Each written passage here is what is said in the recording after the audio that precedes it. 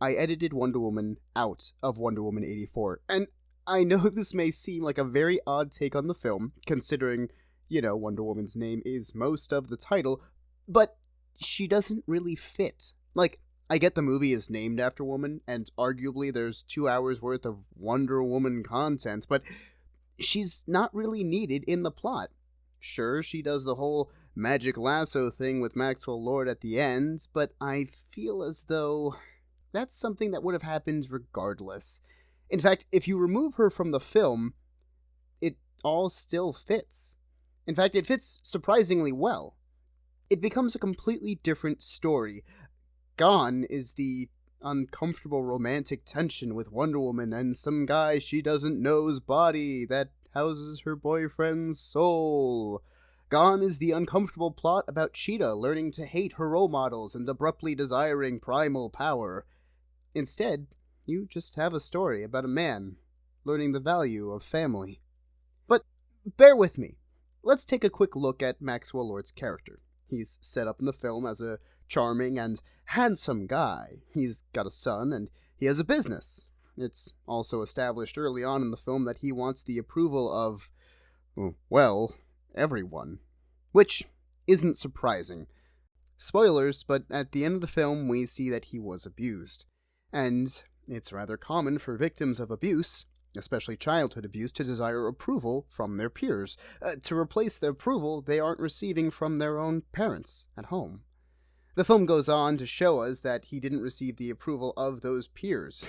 In fact, he was an outcast among them, which I can only imagine pushed him to seek out approval and the acceptance of others even more. So, right there, we have Maxwell Lord's motive.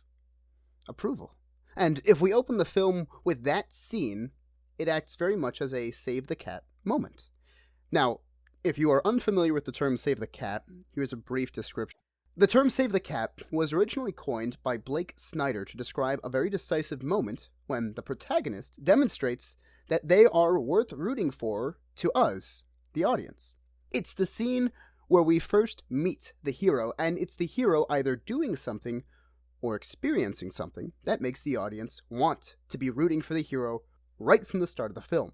Saving a cat from a tree is the obvious symbolism, but when looking at Wonder Woman 84, if we open the film with Maxwell Lord's childhood of abuse and neglect, well then, we feel for the character right off the bat. We all understand those feelings of pain, and we all know what it feels like to be the outsider. At least, I'd imagine most of us do. So, here we found our opening scene. Honestly, after that the film is fairly straightforward. Take out the opening where Wonder Woman saves the day at the mall, and remove the scene where Cheetah is awkward, and just jump straight to Maxwell Lord in his office. You see a man whose life is still falling apart, and we, as the audience, can't help but to feel for him.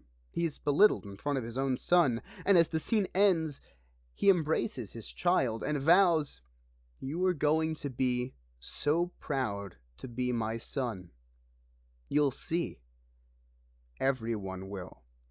And it was that moment when he stopped being the villain in the movie for me. Sure, his actions were evil, and he unleashed what I can only imagine would be a guaranteed end-of-the-world scenario if, one of the people who he let wish for anything in the world wished for it.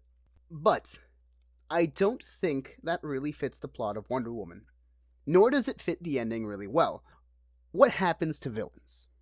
Traditionally, they are sent to prison, or killed, or worse. But instead, we see a man who is reunited with his son, and as that scene happens, there's this beautiful, somber, yet triumphant track that plays, and we realize as the movie ends that he's learned the true value of family. That what was most important wasn't how successful he was, or how much money he had, but the real value is spending time with family, loving his son, and being active in his own son's life is the most important thing he could do. And honestly, in this day and age, I think that's a story worth telling. More young men need to hear that message. Young fathers who don't prioritize time with their children, who don't spend time with their own families, who have no idea the damage they are causing their children emotionally. Ultimately, this movie shows abuse in two ways. Angry, physical, verbal abuse, and absent, too busy for you abuse. And both of those are absolutely evil, but we are shown that a man who realizes that he's making mistakes can change before it's too late. Before the world ends, you can change. And honestly, if you take one thing away from this video, family is important. If you are a father, your role is so important. Please, make the effort to be active in your children's lives. And I know the mother's role is equally as important, but as of 2019, 20.2% of all fathers in the US are absent. That's 7 million fathers that are just like Maxwell Lord. They don't live with their children actively, and the data doesn't tell me if they ever even see their kids. So, if I can do anything with this cut of the film, it's just to let people know that your role is important. And I guarantee you, nothing you do will be as impactful or as meaningful in another person's life as being a father. That said, feel free to give my copy of the film a view. But if you watch it, please do me a favor and purchase the original version to show support for the creators.